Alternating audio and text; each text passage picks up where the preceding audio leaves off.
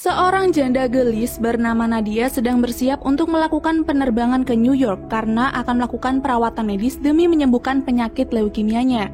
Dibantu oleh seanak Elias yang kini sudah berada di bandara lebih dulu. Karena jam sudah mepet, Nadia pun langsung pergi ke bandara. Dia bangga karena anaknya yang masih kecil itu sudah bisa diandalkan.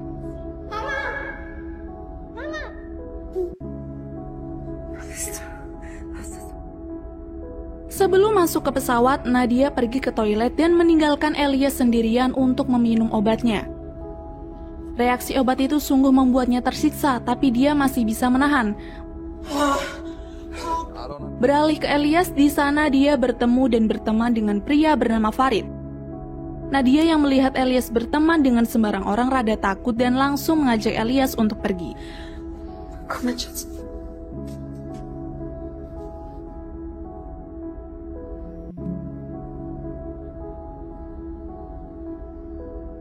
Singkat waktu, pesawat pun lepas landas. Semua masih baik-baik saja dengan penumpang yang bisa dengan teratur duduk di kursinya masing-masing. Tidak lama, keluhan pertama datang. Seorang pria yang kesal karena fasilitas internetnya tidak bagus, padahal dia tahu jika pihak penerbangan sudah menjamin layanannya tidak akan ada gangguan. Sampai tidak lama kemudian terlihat salah satu penumpang ribut dengan pramugara dan membuat penumpang yang lain panik. Kebetulan ada dua polisi yang ikut menjadi penumpang datang lalu melerai, mengajak mereka masuk dan berbicara baik-baik. Tapi yang terjadi adalah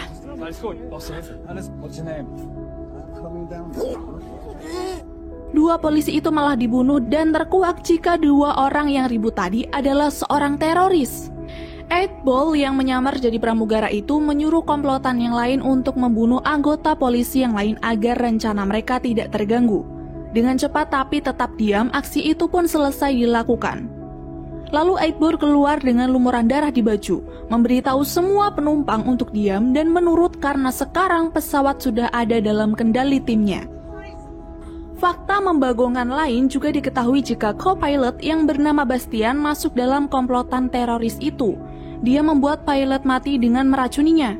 Setelah memindahkan seluruh penumpang ke ruang belakang, Yuri mencari kotak hitam untuk ia sabotase agar pesawat tidak bisa dilacak oleh radar. Pemimpin mereka, Bert, kemudian membuat pengumuman kepada penumpang bahwa dia dan anak buahnya sekarang mengendalikan pesawat dan mengharapkan semua orang untuk tetap tinggal sampai uang tebusan dibayarkan. Nadia terus berusaha untuk melindungi Elias. Ketika Elias panik karena pesawat putar arah, Nadia menenangkannya dan meminta Elias untuk dia menurut. Tapi Elias sendiri yang tidak ingin dirinya dan Nadia celaka, memberikan ide untuk bersembunyi di bagian lain pesawat. Nadia menolak, tapi Elias tetap pergi sampai Nadia ikut mengejar dan 8ball tidak segan langsung menembaknya beberapa kali. Alas ya tong, cicing hela atuh tong cicing. Ternyata nggak Mimin doang nih yang kesel sama si siopatnya 8ball. Bert juga merasakan hal yang sama. Dia mengancam akan membunuh 8ball jika dia berani-berani membunuh penumpang lain lagi.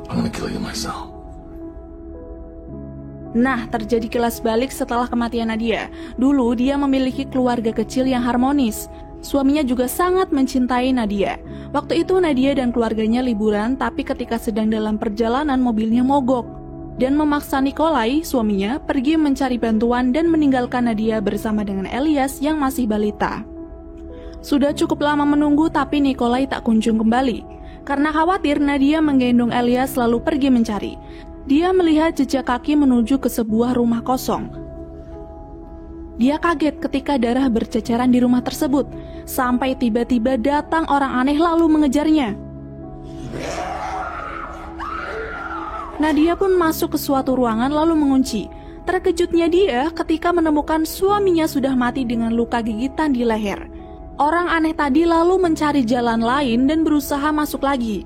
Dengan cepat Nadia berusaha memukul orang itu menggunakan kayu, tapi malah berujung tangannya tergigit. Orang aneh itu lalu mati ketika matahari pagi muncul dan teridentifikasilah bahwa dia adalah seorang vampir. Setelah kejadian itu, Nadia harus berjuang sendirian mengurus Elias dengan dirinya yang sudah menjadi seorang vampir. Dan dia sendiri mencukupi kebutuhannya dengan meminum darah hewan. Karena dia tidak ingin selamanya seperti itu, Nadia kembali lagi ke rumah kosong untuk mencari petunjuk.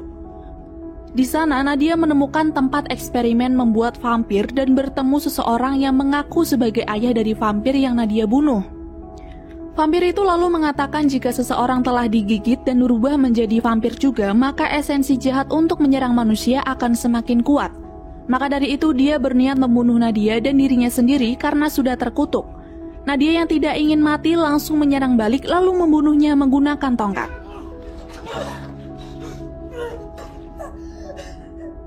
Dia kemudian mengambil obat racikan ayah vampir yang berguna untuk mengurangi sifat agresifnya.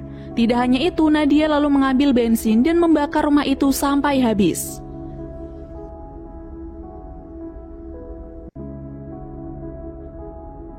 Kembali lagi ke pesawat, Burke memaksa 3 penumpang muslim termasuk Farid untuk membaca surat yang sudah ia buat dan dibaca dengan bahasa mereka. Isi surat itu mengatakan jika muslimlah yang sudah melakukan aksi tersebut dan akan melakukan bunuh diri. Suara Farid juga direkam oleh Burke dan akan dijadikan bukti. Sedangkan Nadia yang sudah bangun lagi menuju ke ruang kargo karena mendengar suara anjing menggonggong. Tidak disangka 2 teroris datang untuk menyiapkan gas beracun dan juga parasut. Nadia berusaha keras untuk bersembunyi di balik mobil dan segera mengambil salah satu anjing untuk dihisap darahnya. Karena suara anjing lain sangat mengganggu, Yuri yang sedang membuat gas beracun pun akhirnya melihat Nadia sedang menghisap darah. Pas sekali esensi jahatnya kembali. Nadia pun langsung menyerang Yuri lalu membunuhnya. Tidak ingin kehadirannya diketahui begitu saja oleh teroris yang lain, Nadia membuat suatu rencana. Pertama, dia menyuntikkan obat racikan lain agar tidak membunuh sembarang orang, menghisap darah Yuri lalu mengganti pakaiannya. Nadia juga bersembunyi di sebuah ruangan sembari menunggu Burke dan kawan-kawannya turun ke ruang kargo. Jelas mereka tidak akan curiga dengan insiden matinya Yuri, karena Nadia membuat skenario seakan-akan anjinglah pelakunya. Tahu jika pesawat sudah dipasangi bom, Nadia mengajak Elias untuk pergi ke kokpit pilot untuk mengubah haluan ke New York lagi. Tapi karena kendali masih autopilot, Nadia meminta seseorang yang bisa untuk mengendalikan pesawat itu. Tak lama 1 orang berdiri dan mengaku dia belajar teknik kedirgantaraan dan bersedia menjadi pilot. Lalu Farid akan menjadi co-pilotnya. Beberapa orang yang tengarti menyuruh Farid untuk diam saja daripada nanti mati. Tapi Farid membantah jika mereka diam pun akan tetap mati karena sudah ada bom, gas beracun, dan pesawat juga akan ditabrakkan ke salah satu pesawat di London. Mendengar penjelasan dari Farid, para penumpang pun saling berspekulasi jika hal ini dilakukan untuk mempengaruhi pasar saham. Jadi ketika telah terjadi sesuatu yang menggemparkan, maka nilai saham akan turun. Di kokpit pesawat, Nadia mengawasi para teroris dan menunggu mereka terjun, lalu habis itu, dia akan menyuruh mahasiswa untuk cepat-cepat mengganti rute. Tapi tanpa Nadia tahu, sekarang 8 Ball sudah menyadari jika pelaku terbunuhnya Yuri adalah dirinya. Mereka bergegas menuju ke kokpit pesawat dan menyuruh Nadia untuk membuka pintu. Tapi tidak kunjung dibuka hingga teroris itu mengancam membunuh penumpang lain, termasuk penumpang anak kecil. Nadia yang tidak mungkin membiarkan anak itu menjadi korban akhirnya membuka pintu lalu menyerang Burke dan kawan-kawan secara brutal. Sementara yang lain pergi ke ruang kargo untuk kabur, Nadia menghampiri Burke lagi lalu membunuhnya karena tak lama dia akan menjadi vampir.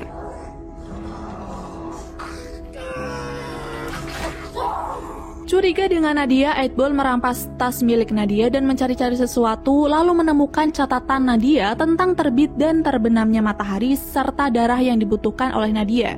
Dari situlah 8 Ball yakin bahwa Nadia adalah seorang vampir. Di balik 8 Ball yang akan segera mengalahkan Nadia dengan sinar UV dan senjata lainnya, Nadia sedang melawan rasa sakit karena tidak ingin menyerang sembarang orang. Sekarang 8 Ball dan timnya sudah siap menyerang Nadia. Menggunakan sinar UV, 8 Ball berhasil melumpuhkan Nadia, sedangkan teroris yang lain menuju ke kokpit untuk merebut kendali pesawat. 8 Ball yang melihat Nadia terkapar terpukau karena melihat tubuh vampir yang tidak mudah mati. Dia lalu mengambil jarum suntik untuk mengambil darah Nadia, lalu kemudian berniat untuk membunuh Nadia menggunakan bambu runcing. Elias datang sambil menodongkan pistol. Tembakan itu tapi meleset mengenai jendela. Otomatis semua yang ada di dalam pesawat tersedot keluar. Tekanan udara juga semakin menipis.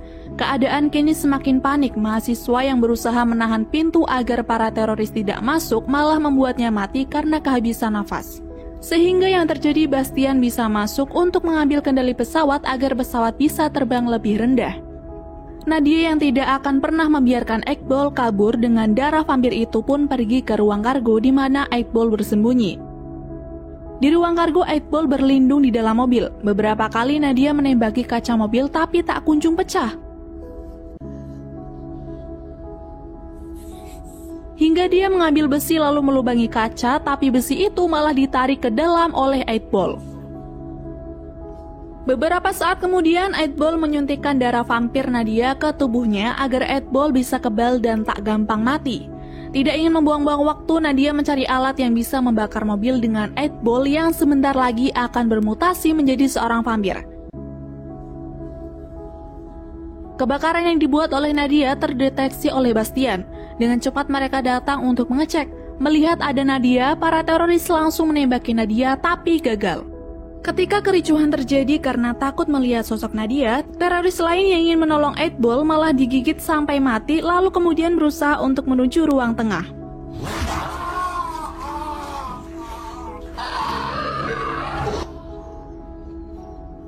Nadia berusaha keras untuk menutup semua pintu. Para penumpang pun mulai menyalahkan Nadia dan ingin membunuh Nadia. Merasa panik, Nadia pun mengeluarkan esensi jahatnya dan hampir menyakiti Farid. Untungnya Elias datang lalu menyadarkan Nadia, sampai dia teringat untuk menghentikan Iqbal yang semakin menggila. Farid yang datang kembali untuk membantu Nadia malah mendapatkan gigitan di tangan. Untung salah seorang penumpang yang pernah bekerja sebagai tentara datang menembaki Iqbal hingga terpental dan Nadia bisa langsung mengambil tindakan untuk Farid.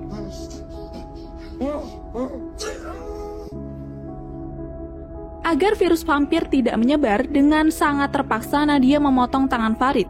Ngilu pisan. Situasi tambah riweh dan liar ketika teroris lain yang sudah menjadi vampir berusaha keluar dari ruang kargo. Bapak-bapak yang tak sengaja digigit oleh Nadia juga kini sudah menjadi vampir dan hendak menyerang orang yang sedang terluka.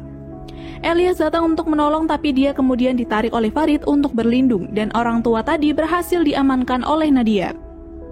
Setelah menemukan dokter untuk mengobati bapak-bapak yang terluka, Nadia menyuruh Bastian untuk kembali mengendalikan pesawat tapi bahan bakar tak cukup, jadi terpaksa mereka harus mendarat ke bandara terdekat. Singkat waktu setelah cukup lama kebingungan harus mendarat di mana, Bastian mendapatkan sinyal dari menara ATC landasan khusus militer Skotlandia. Diawasi oleh Farid, Bastian mengatakan yang sebenarnya jika pesawat sedang dalam pembajakan, tapi mereka berhasil mengurung para teroris di ruang kargo.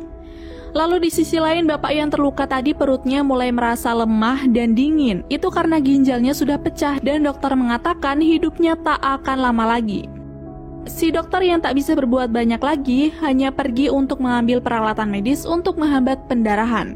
Karena tidak mau mati, si bapak nekat pergi ke ruang kargo dan berniat menyerahkan dirinya untuk digigit vampir, lalu dengan begitu dirinya bisa hidup kembali. Meninggal blok, Ketika pintu sudah dibuka, dia bertemu Iqbal. Bukannya digigit, Iqbal malah melempar si bapak lalu menyerang penumpang lain.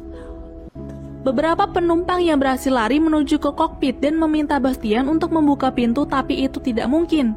Saat itu juga Nadia berpikir untuk tidak mendaratkan pesawat, karena jika itu terjadi, maka vampir akan keluar lalu menyerang manusia yang lain. Farid lalu memberikan ide untuk meledakkan pesawat setelah berhasil mendarat dengan bom yang dipasang pada tangki bahan bakar. Tapi detonator pengendali bom masih berada di ruang kargo dan untuk menuju ke sana, jalan yang paling aman adalah melewati lubang udara. Nadia mengorbankan dirinya untuk pergi ke sana, tapi Elias membantah dan tanpa seizin ibunya dia pergi sambil membawa senter sinar UV untuk senjata. Sampai di ruang kargo, Elias berhasil mendapatkan detonatornya, tapi tidak lama dia malah terkepung oleh para vampir dan membuat senternya jatuh. Dengan sangat ketakutan, dia bersembunyi di bawah mobil. Melihat anaknya dalam keadaan berbahaya, Nadia membuat Farid berjanji setelah Nadia berhasil menyelamatkan Elias, Farid harus merawat Elias dengan baik. Sudah memastikan Farid sanggup dengan permintaan Nadia dan sanggup untuk mengendalikan pesawat sampai mendarat, Nadia menggigit Bastian untuk memunculkan esensi jahatnya dan bergegas menuju ke ruang kargo.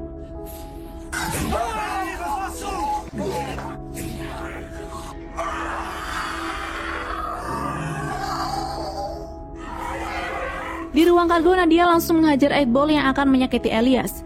Tapi karena kekuatan Nadia mulai melemah, dia pun harus kalah dalam pertempuran itu.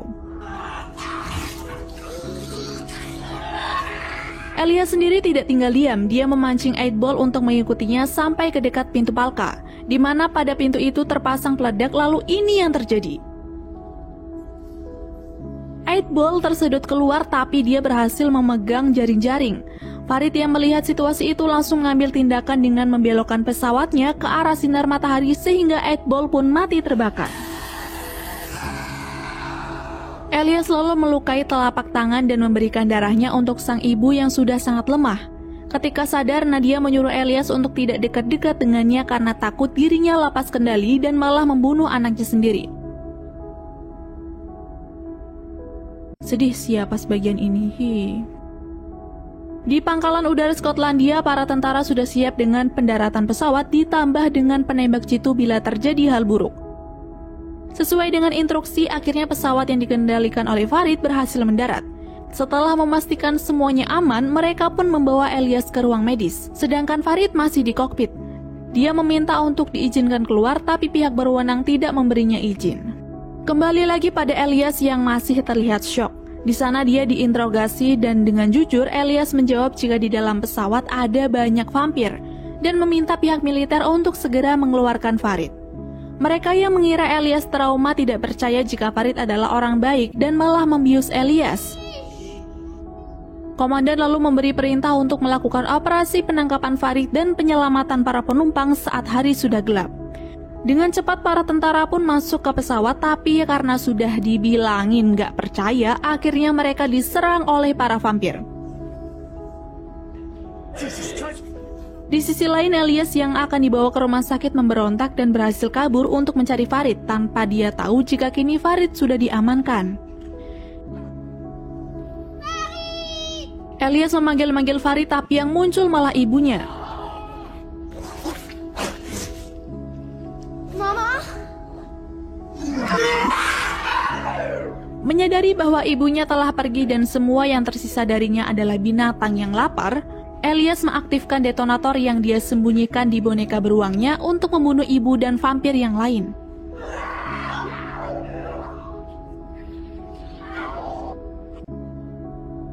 Ledakan yang dahsyat itu mengejutkan semua orang. Farid dilepaskan untuk memastikan keadaan Elias baik-baik saja, dan dengan tertatih-tatih Farid berhasil menemukan Elias yang selamat. Dari kejadian itu, komandan menyatakan jika Farid tidak bersalah dan dia dibebaskan untuk bersatu lagi dengan Elias. Lalu film pun berakhir.